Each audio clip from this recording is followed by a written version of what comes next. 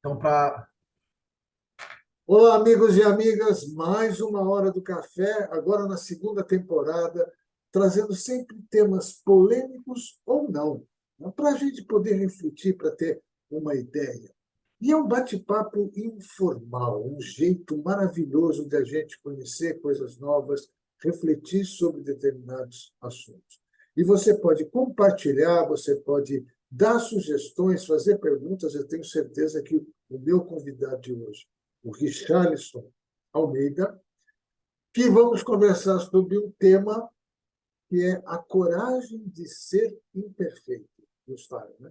E eu já estou com várias perguntas para ele. Mas como é o nosso bate-papo informal, eu vou pedir para o próprio Richarlison se apresentar e dizer, olha, quem que sou eu, né? Então, aí fica muito mais fácil. Então, com vocês, Richarlison. Richarlison, conta um pouquinho de quem é você, antes da gente entrar nesse tema. Vamos lá. Boa noite, senhor Armando, tudo bem? Boa noite, pessoal, tudo certo com vocês? Graças a Deus, né? Meu nome é Richardson Almeida, eu sou casado com a Angélica Maria de Alcântara e eu sou pai do João Miguel, de 7 anos. A criança maravilhosa e basicamente a nossa joia rara, né? Essa semana a gente, graças a Deus, pegou o boletim dele e, assim, radiante, né? Tudo 10. Isso é muito, muito gratificante. Então, é a nossa joia rara. Eu sou formado em enfermagem, faz 14 anos que eu sou enfermeiro. Eu tenho 3 pós-graduações na área, uma na área da docência, e 2 na área da enfermagem mesmo. Então, eu tenho pós-graduação em docência do ensino superior, tenho pós-graduação em enfermagem de atendimento domiciliar, enfermagem home care, e tenho pós-graduação em enfermagem do trabalho. Atualmente, eu gerencio 2 unidades da farmácia Santa Catarina aqui em Lucélia, né? E sou professor da Faculdade Anhanguera e Escola Senai aqui em Adamantina, né?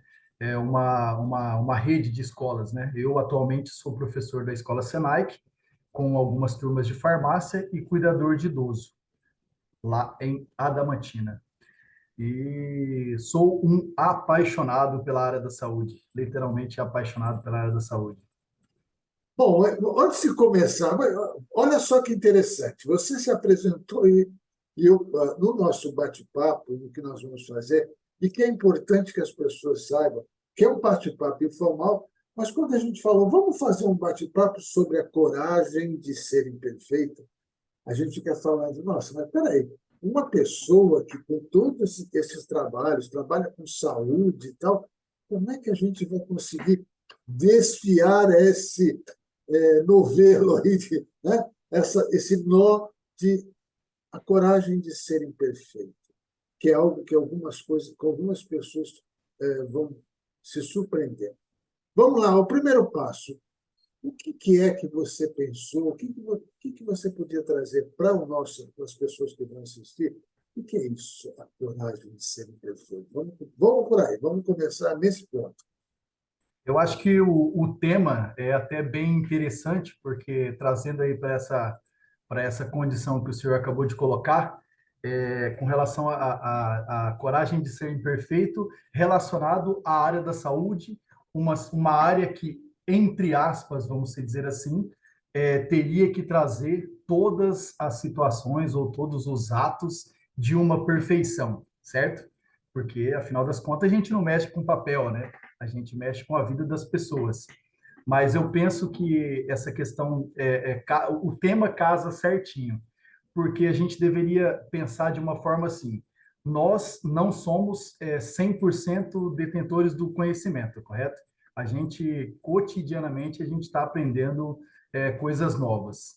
E para que nós possamos, nós profissionais da área da saúde, possamos ser perfeitos nos nossos procedimentos, nos nossos dia a dia, antes disso, no meu ponto de vista, a gente precisa ter na cabeça de que somos imperfeitos e precisamos cotidianamente buscar o conhecimento, buscar aprendizado, buscar crescer e buscar evoluir. Porque, senão, para que possamos fazer procedimentos com maestria, com perfeição, antes mesmo disso, a gente precisa primeiro buscar todo o entendimento de um assunto ou de um procedimento, né? Então, acho que o tema casa literalmente com a situação, né? E é justamente isso, porque grande parte das pessoas no nosso dia a dia acham que o importante é ser perfeito. Mas para ser perfeito, para conhecer tudo a respeito de alguma coisa, você tem que ter aquilo que é não sei. Eu não conheço tudo. E a sabedoria, segundo a gente pode definir no que você está falando, está em justamente se sentir imperfeito em cada dia buscar um novo conhecimento, buscar novas ideias, buscar novas. É um aprendizado constante. E esse ponto que você colocou é sempre assim: para que a perfeição existe, precisa, no primeiro momento, ter a imperfeição, porque senão não dá. Senão nós seríamos perfeitos, não precisaríamos estar conversando aqui, né? Não precisaria, não teremos doenças, não teremos nada, seríamos perfeitos. Não dá. A imperfeição é como um processo de crescimento, não é aquela coisa negativa, né? É algo como a gente coloca, pelo menos foi a maneira como eu estou vendo agora, na sua fala, algo que é bom e que faz com que você se desenvolva cada vez mais. E aí vem uma dica. Qual é a primeira dica que você daria para as pessoas? A primeira, a primeira dica que eu daria para as pessoas com relação a isso é que, no meu ponto de vista, para que a gente tenha essa condição de poder ser melhor, de poder fazer as coisas dentro da nossa própria imperfeição, a base e o apoio familiar. A primeira dica é que a gente busque primeiro assim, o máximo possível dessa harmonia. Não é fácil, isso é fato. Nesses dias de tanta correria que a gente tem, ou de controvérsias em algumas situações, né? É difícil, muito difícil, mas o máximo possível que a gente conseguir alinhar essa situação relacionada ao apoio familiar, no meu ponto de vista, é o que parte daí todas as outras coisas, né? Não, e você começou justamente falando, quem sou eu? Você falou da família, do filho, de ficar muito contente. Sabe que é uma coisa interessante? Parte das pessoas que têm família, seja ela um filho, dois filhos, ou nenhum filho, você sentiu que houve uma mudança a partir do momento da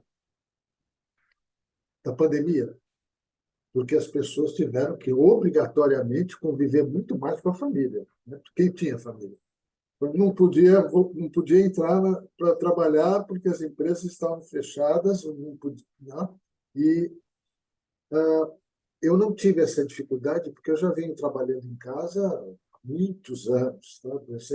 O meu escritório é a minha casa, então eu nunca tive essa dificuldade de estar em casa e fazer algumas coisas importantes. Mas para algumas pessoas a convivência, né, se resumia, por exemplo, à noite, quando chegava depois do trabalho, e no final de semana, e às vezes nem muito no final de semana, porque tinha que fazer compras no supermercado e tal. A pandemia, na sua visão, como profissional nessa área, mudou esse conceito? As pessoas começaram a se preocupar mais com isso? Para mim, a pandemia, eu vejo que a gente pode começar a contar a partir de 2019, né? As nossas vidas a partir de 2019, porque com toda essa evolução que nós temos nos dias de hoje,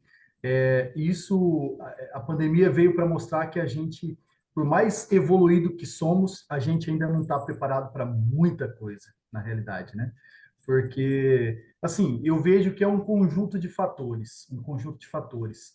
É, Isso, de uma certa forma, acarreta em várias questões, né? Mas com relação à questão da família, se eu for trazer para mim especificamente, eu brinco com alguns que eu falo assim que na pandemia foi a época que eu basicamente que eu mais trabalhei, porque no nosso caso, serviços totalmente essenciais, né? Serviço de farmácia. Na época eu estava atuando como home care, né, atendimento domiciliar. E na época, a minha esposa, ela trabalhava em um supermercado aqui, que também é serviço essencial, né? Ou seja, nós não paramos, nós trabalhamos na pandemia muito mais do que a gente está trabalhando agora, vamos dizer que estamos terminando, né, uma época de pandemia, vamos dizer assim, convivendo com o famoso novo normal, né, que a gente escuta sempre aí, né? O famoso novo normal, se é que assim a gente pode colocar. Porque eu vejo que muitas. Eu não gosto muito do novo normal, porque de normal não tem nada. Para mim é tudo Não, novo. Porque, no meu caso, por exemplo, eu tive uma visão assim. Eu já tinha saído de uma grande capital, que era São Paulo. As pessoas que estão aqui acostumadas com a nossa hora do café sabem disso. Eu fui para uma cidade, ainda uma capital, Curitiba, menor, e saio de Curitiba e venho para uma cidade pequena do interior de São Paulo, né? Então, essas minhas mudanças, né?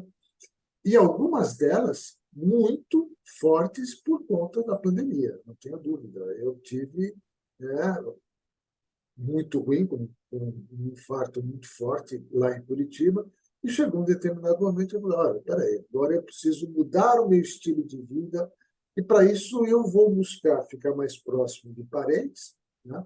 E também melhorar minha qualidade de vida em termos de como eu estava me dedicando, né? Então, menos viagem, menos trabalhos à noite, menos, sabe? Não toda aquela pressão que foi um dos motivadores, não foi só aquele, né, mas foi um dos motivadores desse programa. Mas é importante que você, como eu, você está falando uma coisa, você nunca trabalhou tanto, mas você viu como as pessoas como elas estavam enfrentando esse processo. Como você falou, de 2019 para cá, a vida mudou, a gente está escrevendo uma nova história, e essa nova história, a gente agora não sabe como vai acontecer, porque pode acontecer uma outra coisa, e aí eu conversando com o pessoal, quem é que estava esperando uma pandemia como nós tivemos? Quem é, né? não, mas o que eu falo assim que até entra em muita, se for ver, entra em muita contradição. Porque assim, no nível de evolução que a gente já está, e é óbvio que a gente tem assim uma capacidade de evoluir muito mais em todos os sentidos, mas tecnologicamente falando, em todo o âmbito, vamos dizer assim, de evolução, e a gente enfrentar uma pandemia da forma que a gente enfrentou, eu falo que entra em contradição, porque qual é a vantagem de ser tão evoluído ou de estar tão evoluído e de que, infelizmente, mesmo assim, a gente ainda não teve a capacidade de ter tratado de uma forma muito melhor o que infelizmente aconteceu de 2019 para cá, tanto com relação à morte, tanto com relação à questão de inclusão social, à questão de contaminação, de uma forma geral. Então, eu meio que, por várias vezes, eu falei que eu duvido se realmente a gente tem toda essa evolução que tem. Tecnologicamente falando, eu acredito que tem, mas eu não sei se psicologicamente falando a gente tem essa evolução, não. Essa é Porque a grande discussão do emocional, né? Como a gente tem emocionalmente, e aí através de algumas crenças que atrapalharam muito, alguns valores que as pessoas começaram a resgatar. É, Depois de tantos séculos, com tantos resultados, começaram a discutir novamente: será que vale a pena ter vacina? Será que vacina é bom? Será... Depois de tantos processos que aconteceram, ainda temos dúvidas, e não é uma dúvida tecnológica, é uma dúvida, como você disse, do emocional, do psicológico, gente, podíamos usar. Muito bem. Segunda dica. A partir desse momento que nós estamos falando, qual seria a segunda dica, o segundo ponto que você poderia mencionar como essa coragem de ser imperfeito? o segundo ponto que eu coloco, na verdade, esse tema eu tirei de um curso que posso dizer que um grande amigo meu, ele ministrou esse curso e eu participei, que eu acredito que agora a gente pode colocar como amigo em comum, né? Que Sim. esse tema de coragem de sermos imperfeitos foi de um curso que eu fiz com o professor doutor Fábio Guimarães Boteon, né? É um professor, um ex-professor, hoje meu amigo, e ele levantou esse tema especificamente nesse curso. E aí, como eu achei um tema bastante interessante e bem abrangente, eu resolvi trazer aqui para a nossa hora do café. O segundo ponto, não vou dizer como dica, mas o segundo ponto que eu colocaria, que para que possamos ter coragem realmente de ser imperfeito, a gente precisa de realização pessoal. A gente precisa de realização pessoal. É óbvio que assim, cada pessoa ela se realiza no que ela acha melhor hoje, dependendo da situação. Porque eu costumo dizer muito dentro de sala de aula que assim, que eu não, cada um vive de um jeito hoje que acha melhor, não necessariamente do jeito que ele quer viver. Porque eu brinco que uma hora dessa, que nem 20 horas e 18 minutos, eu queria, por exemplo, estar comendo uma picanha e tomando uma cerveja gelada, ou na praia. Eu queria estar, mas, infelizmente, não, não posso, não tenho essa condição no momento. Então, eu vivo do jeito que eu acho melhor. E o melhor para mim agora é estar na minha casa, batendo um papo agradável, certo? Batendo informal, mas um papo muito agradável, e podendo de alguma forma levar ou propagar o conhecimento, certo?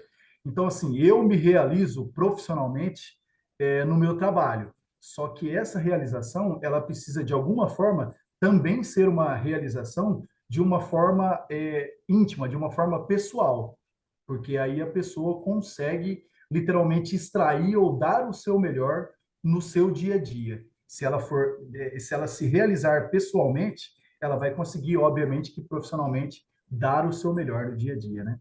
E eu estou conversando com uma pessoa, eu não sei, Richarlison, qual que é a sua idade, Richarlison? Agora eu, né?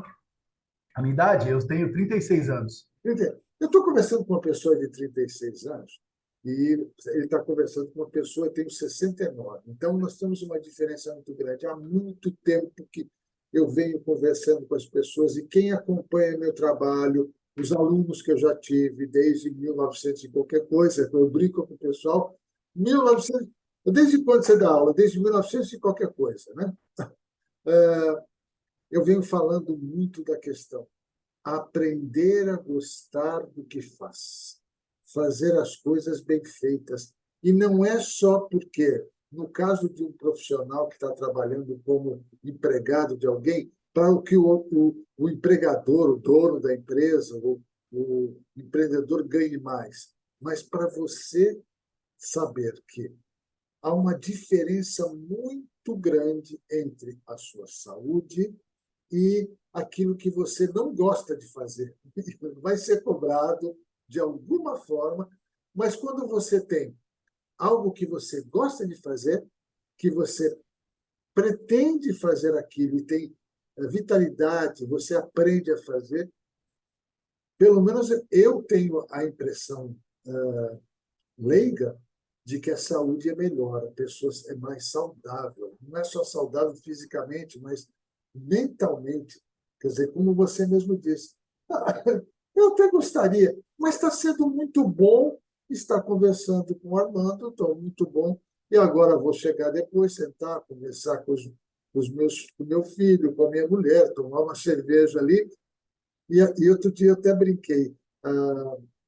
Eu vou sentar, eu tomar um suco e eu posso fechar os olhos e imaginar que eu estou numa praia paradisíaca. Dá para imaginar tudo. O prazer não está só naquilo, mas está no nosso corpo, na nossa mente de fazer alguma coisa.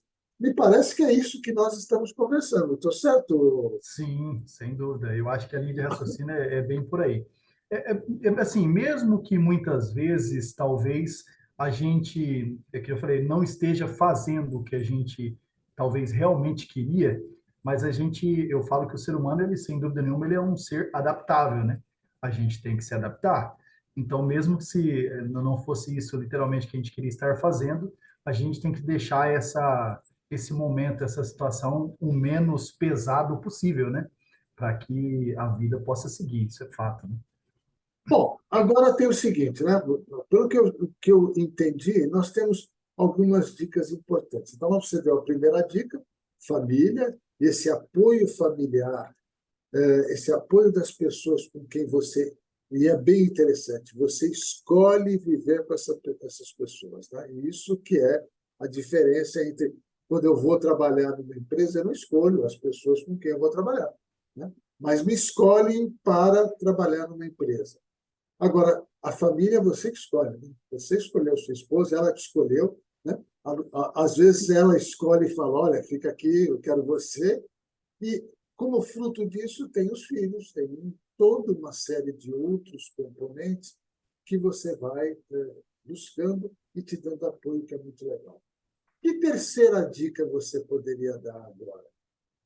A terceira dica, o terceiro ponto seria, após o reconhecimento pessoal, eu acho que viria o reconhecimento profissional. O reconhecimento profissional. Porque, assim, independentemente de estarmos trabalhando no que talvez a gente desejaria, né? Vamos se dizer assim, mesmo que não seja essa a situação, eu vejo que a gente tem que se reconhecer, a gente tem que dar o nosso melhor, independentemente do que a gente vai estar fazendo. Eu uso até mesmo eu como exemplo, né? Eu falo que assim, como eu disse, eu sou um apaixonado pela área da saúde, certo? Mas se perguntar o que eu queria ser como profissional, eu ainda tenho um sonho de poder fazer medicina um dia, né? Então, assim, eu queria ser um médico, mas na condição que eu tenho ou que eu sempre tive, não consegui, então fui buscar o mais perto possível do que eu teria uma questão de ligação na área da saúde. Busquei enfermagem. Tudo bem que eu trabalho dentro de farmácia há 23 anos. Comecei com 13 e estou trabalhando em farmácia até hoje, né? Por mais que você fale assim, mas não tem, de certa forma, tanta ligação.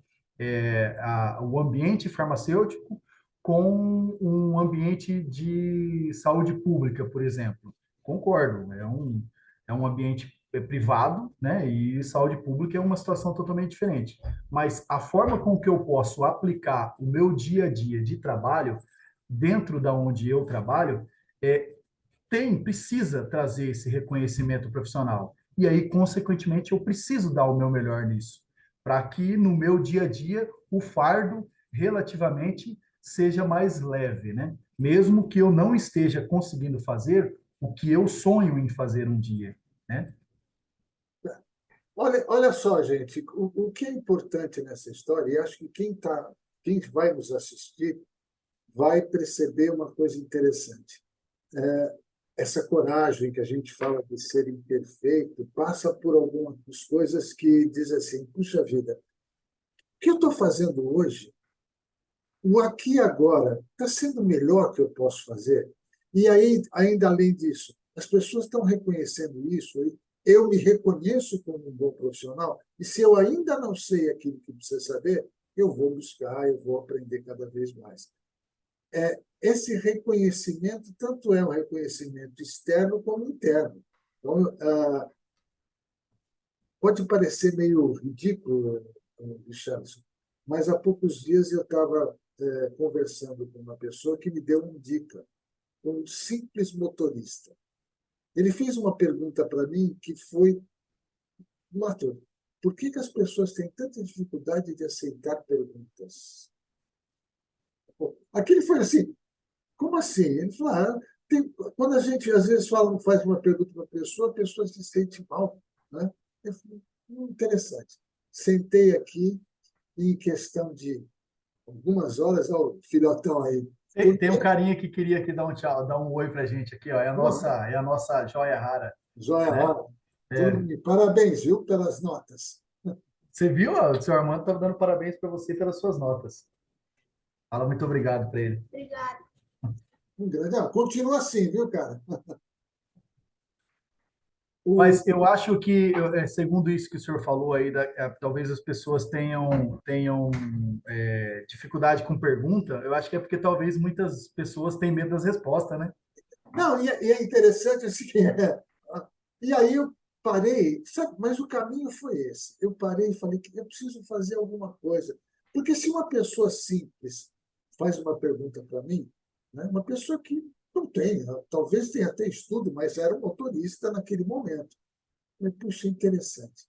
Aí eu sentei e fiquei aqui uma tarde inteira matutando, lembrando de algumas coisas, buscando alguns textos, buscando algumas referências, e de repente saiu, né? Estou terminando um texto.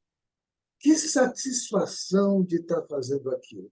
E é interessante o seguinte, parte do texto, né, eu podia estar digitando, porque hoje em dia eu escrevi à mão. E aí eu fui ler, eu falei, gente do céu, que legal. Coisas muito pequenas, às vezes, fazem com que a gente reconheça. E hoje, conversando com uma pessoa a respeito desse tema, né, ela me deu a seguinte resposta: Nossa, cara, eu nunca tinha pensado nisso. Parabéns. Você tocou em alguns assuntos, né, que fazem com que eu tenha que refletir. Isso, para mim, foi o reconhecimento profissional de que eu estava tô no caminho certo. Eu posso compartilhar um pouco das minhas coisas. E eu sou honesto de pegar e falar, bom, aqui tem um pouquinho da Maria, da Lucilena Galvão, que é uma filósofa, aqui tem um pouquinho do Nietzsche, aqui tem um pouquinho do Zé da Esquina, e aqui tem um pouquinho daquele motorista que fez uma pergunta, mas realmente, porque de repente tem algumas coisas claro. Então, já estou até dizendo para o pessoal que logo, logo vocês vão ter um bate-papo comigo e um texto sobre essa. Por que as pessoas têm dificuldade em aceitar perguntas? Né? Às vezes tem isso. Mas você falou muito legal, como um dos temas, né? O nosso tema é a coragem de ser imperfeito, é de você ter o reconhecimento profissional, mas não parar por aí. Penso eu, reconhecido, tá bom. Aí eu vou ser o melhor enfermeiro de 2023? Não, agora eu vou ser o melhor enfermeiro de 2024 e assim sucessivamente. Por isso que a gente fala, eu tenho que saber mais. É o tipo de coisa assim, eu recebi um prêmio, né, sobre alguma coisa. Eu fui reconhecido e me reconheço como um bom profissional, como um bom atleta. E eu uso muito aquela metáfora a comparação com o Usain Bolt, que ele fez uma entrevista e ele falou: Eu não estou preocupado com os outros, eu estou preocupado em eu estar sempre superando as minhas próprias marcas. Porque se eu tiver que superar a marca do meu concorrente, vai ser muito mais fácil. Agora, como superar a minha própria marca e me sentir satisfeito, é isso que é bom. E quero que os outros venham encostando em mim, me incomodando, porque aí eu me estimulo a ser cada vez melhor. Então, é interessante que um sujeito que não tinha nenhum perfil físico, ele era considerado fisicamente não preparado para fazer corrida de 100 metros, ele é ainda um recordista mundial, né? Tendo todo mundo dizia, não, você não pode ser corredor de 100 metros, né? Você pode ser corredor de 400 ou de outra coisa. E ele, não, como assim? Ele se superou e foi ter o reconhecimento profissional. Agora, quando a gente faz uma comparação dessa, Richardson, a pessoa fala, pô, mas aí eu vou ter que treinar 10 horas por dia para correr menos de 10 segundos, né? Não, não precisa tudo isso. Pequenas coisas que você faça podem ajudar. Te parece também essa situação? Você não precisa estar estudando 10 horas por dia, né? Ou 12 horas por dia para conseguir alguma coisa. Eu acho que são pequenas coisas dedicadas à dedicação, à observação, né? À percepção do que está acontecendo com você e, principalmente, o que está acontecendo no mundo. Te parece a mesma coisa, Richardson? Sim, tem uma coisa que praticamente em todas as reuniões, né, na empresa onde eu trabalho atualmente, todas as quartas e sextas-feiras tem reunião com todos os gerentes, né, das 30 unidades. E tem uma coisa que o nosso gestor, que é um dos nossos três gestores, sempre coloca, são duas palavras que, infelizmente, no dia a dia, muitos, e talvez não, eu com certeza me encaixo em algumas situações dessa. A gente tem dificuldade com duas palavras, que é sequência e frequência. E aí isso daí literalmente linka com o que o senhor está falando agora. O cara não precisa treinar 10 horas para poder correr 100 metros, né? O Sim, cara precisa ter literalmente sequência e frequência. Se todo dia ele treinar, fazer um estilo de treino, ou ele fazer um tempo, tirar um tempo para estudo, nem que for ele pequeno, mas fazer esse tempo render dentro do momento que ele está fazendo, e ele fazer isso todo dia, as coisas vão acontecer. Isso é fato. A evolução vai fluir. Isso, sem dúvida nenhuma, vai acontecer.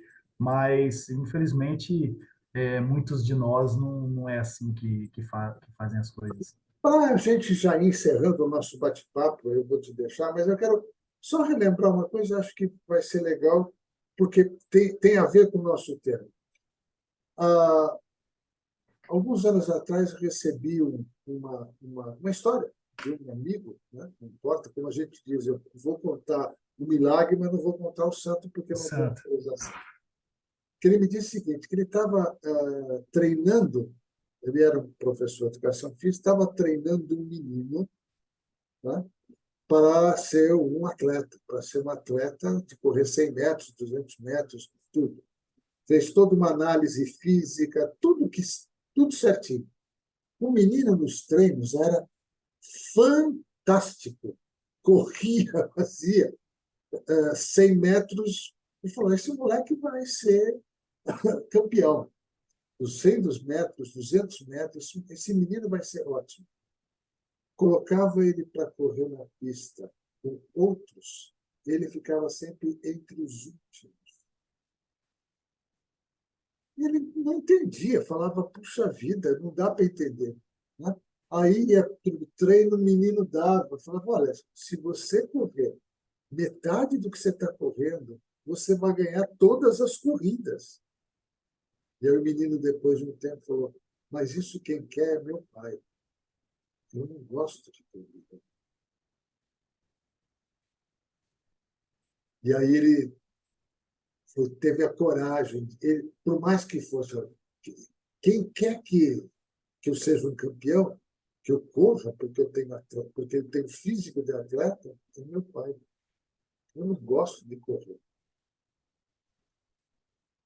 Richardson, aquilo foi para esse profissional que eu conhecia, que era amigo, aquilo foi um balde de água fria, mas foi muito importante, porque a partir daquele momento nós começamos a fazer uma série de outras atividades que o deixavam fisicamente bem, mas que ele foi trabalhar com outras coisas. Ele não queria correr, ele não queria, ele queria fazer qualquer coisa, mas corrida para ele não tinha graça.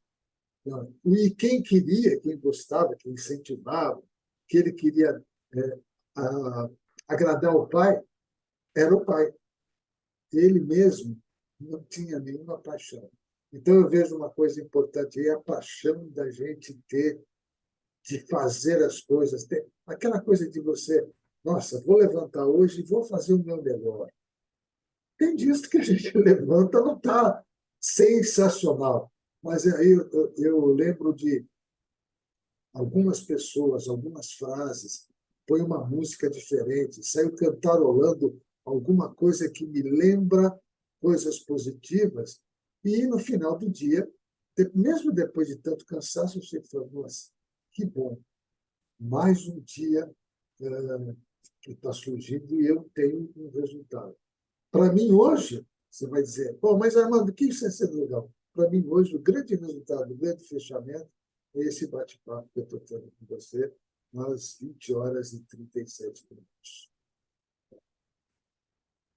Para terminar, meu amigo, a última dica, dica matadora do Richarlison no tema. Estabilidade financeira. Opa! Legal. Estabilidade financeira. Eu acho que se a gente juntar e linkar todos esses pontos, né, que foi a questão do apoio familiar, a questão do reconhecimento pessoal e a questão do reconhecimento profissional, a gente tem que chegar a um denominador comum final de que a gente precisa de uma estabilidade financeira, independentemente do que a gente está fazendo, né? Sendo isso realmente a nossa, vamos dizer assim, vontade, ou não, o nosso sonho ou não, mas a gente precisa linkar todos esses pontos, literalmente fazer como o senhor disse, dar o nosso melhor para que no fim disso a gente tenha estabilidade financeira. Porque, infelizmente, vivendo num mundo extremamente capitalista que nem é o nosso, se a gente não tiver o terceiro ponto aí, o quarto ponto aí, que é a estabilidade financeira, infelizmente ele vai acabar detonando os outros três. Bom, meus amigos, muito obrigado, Richarlison, pelo grande papo que nós tivemos. Eu quero lembrar vocês que no nosso canal Armando Pastore você vai poder rever quantas vezes você quiser, pode dar sugestões. Se você tiver alguma pergunta para o Richarlison, pode mandar, eu encaminho, eu tenho certeza que ele vai responder. E o que eu quero terminar agora é que, se o café que a gente vai estar tomando, e nós vamos tomar um café, ele está adoçado ou não, porque tem gente que não gosta do açúcar, o café sempre desce redondinho. Muito obrigado, Richarlison, e até a próxima. Nós vamos ter novos momentos. E para você que está nos assistindo, compartilhe, se inscreva e faça aquilo que você acha melhor. Até a próxima hora do café. Muito obrigado, senhor Armando. Prazer foi meu.